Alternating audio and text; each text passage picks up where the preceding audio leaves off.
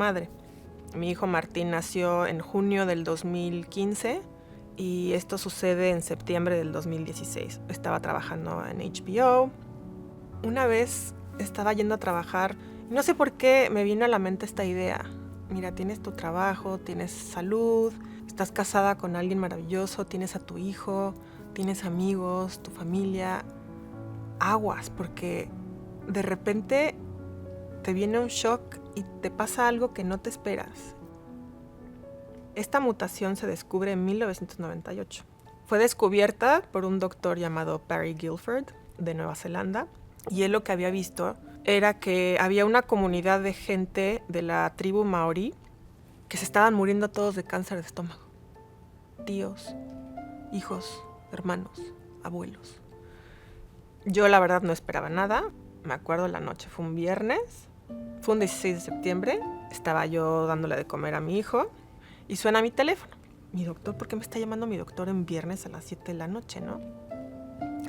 Entonces me habla y me dice, oye Jessica, salieron tus pruebas genéticas, y me dice, no tienes el gen BRCA, eso no lo tienes, pero tienes un gen, una mutación que se llama CDH1. Es una mutación que causa cáncer de estómago y cáncer de seno. Y me dice, pero no te preocupes, puedes vivir sin estómago. Me vuelve a llamar mi doctor y me dice, oye Jessica, ¿tienes seguro de vida? Le dije, sí, tengo 2. Me dice, qué bueno, porque si la gente sabe que tienes esto, te van a negar seguro de vida. El protocolo es que te hacen una endoscopia inicial y te sacan biopsias de diferentes partes del estómago. Eso fue un miércoles. El viernes me habla por teléfono mi doctor y me dice, encontramos una célula de cáncer. Y cuando dijo eso dije, tengo cáncer de estómago. O sea, y sentí alivio. Sentí un alivio porque dije, a ver, primero llegar a este punto de hacerte pruebas genéticas y descubrir esta mutación que, ¿cómo hubiera descubierto si no hubiera hecho esto? Segundo, estar en Nueva York y estar en este hospital maravilloso a 20 minutos de mi casa. Tercero, seguramente es etapa muy temprana y me voy a curar. Esto no me va a matar. Y cuarta, que hayan encontrado una aguja en un pajar y yo decir, ya no tengo que decidirlo, ya lo decidieron por mí. Juan Pablo ha sido mi roca.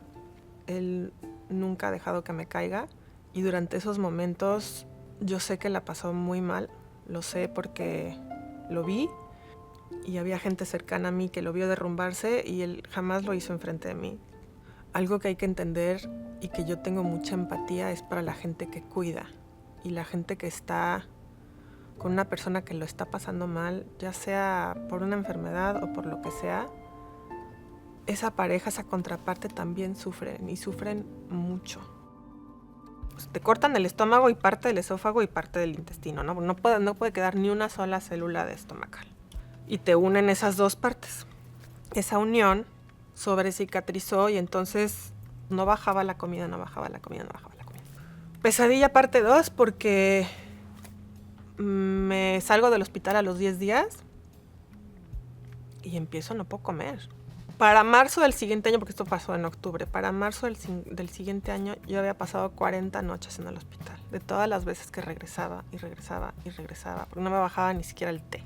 La solución para ensanchar el esófago y la unión es hacerte una endoscopía y te bajan como un globito y van inflando el globito y ese globito rompe las paredes del esófago y eso hace que se ensanche, ¿no? Y me dijo mi doctora, vas a estar, después de 2 o 3 de estas vas a estar perfecta. Pues no. Tuve 23 ensanchamientos, 23 endoscopías o 25. No funcionaba. Una vez me pusieron un stent, que es como un tubo. Es lo más horrible que he vivido en mi vida. Te digo, me hicieron nutrición parenteral, que es por la vena. Te meten un tubo así, directo al corazón. Después dijeron, no, ¿saben qué? Vamos a hacer un J-tube, que es como una sonda digestiva que te meten por el intestino delgado. Hasta que finalmente me dijo mi doctora, Jessica, eres un caso extremo. He consultado con los expertos en el mundo, sobre tu caso. Nunca nadie había visto un caso así. Vas a decir, ya sé que no te va a gustar esto que te voy a decir, pero creo que debemos volver a hacer la cirugía. Cuando yo desperté de esa cirugía, la doctora me dijo, hubiera sido imposible que se te hubiera quitado eso con las dilataciones, porque tenías una dona de cicatrización que no hubiera roto nada. Me dilaté un par de veces y nunca más volví a tener problemas. Y yo así de... El cáncer de estómago es de los a la que la gente dona menos dinero. O sea, no hay donaciones tanto. Para el cáncer de seno hay 1 millón de iniciativas. Para mí no tiene sentido porque es uno de los cánceres más agresivos y más mortales que existen. El cáncer de estómago desafortunadamente es muy silencioso y cuando hay síntomas es casi siempre cuando ya es muy tarde. Si tu padre o madre lo tienen, cada hijo tiene 50% de probabilidades de tener esta mutación.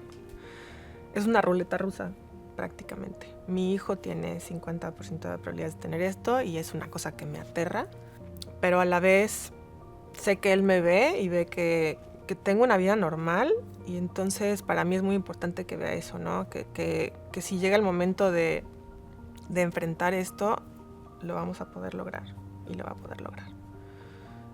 Y las implicaciones de que sea una cosa familiar son duras porque toca la tarea de avisarle a tu familia que tienes esto. Y mucha gente entra en negación y no se quiere hacer las pruebas genéticas. O sea, yo les doy esta información y creo que les di un regalo no grato, pero es información y es saber que puedes tener esto, ¿no? Mi vida ahora yo la describiría como normal, es mi nuevo normal. Sí hay diferencias con tener estómago. De las principales cosas que causan un poco de shock es que no siento hambre nunca. Tengo una tercera cirugía para quitarme la vesícula biliar porque bajé mucho de peso y es una de las consecuencias. Dicen que el estómago es el segundo cerebro, entonces en cuanto te quitan eso, tu organismo como que se descompensa un poco y pasa una cosa muy chistosa con la mente.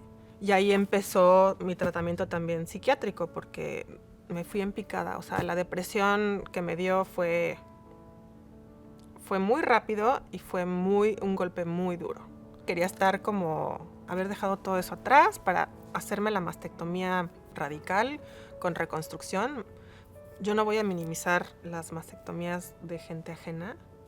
Haberme quitado los senos comparado con el estómago fue como si me hubieran arrancado un pelo de la ceja. ¿Y cuántas mujeres no quisieran tener esa opción? La gente dice, las cosas pasan por algo, pero una de las cosas que siento es como un poco de culpa. Un poco de culpa porque a lo largo de este camino he conocido gente que ha tenido lo mismo que yo y que no sobrevivió. O sea, a veces siento que es injusto hasta cierto punto que yo lo haya logrado y ellos no. Porque ellos sí y ellos no. Siento que la vida me dio una segunda y una tercera y una cuarta oportunidad. Y a veces siento que sí, te puedes quebrar porque se te quebró una uña y que la uña que ahora tengo que... Y a veces me siento tan boba, o sea, no sé, que das un paso hacia atrás y dices, ok, esto no es tan grave. No es tan grave. Me gustaría que esta experiencia ayudara a gente. Este año un chico me contactó por Twitter buscando ayuda porque lo habían diagnosticado con cáncer de estómago. Él tiene 23 años.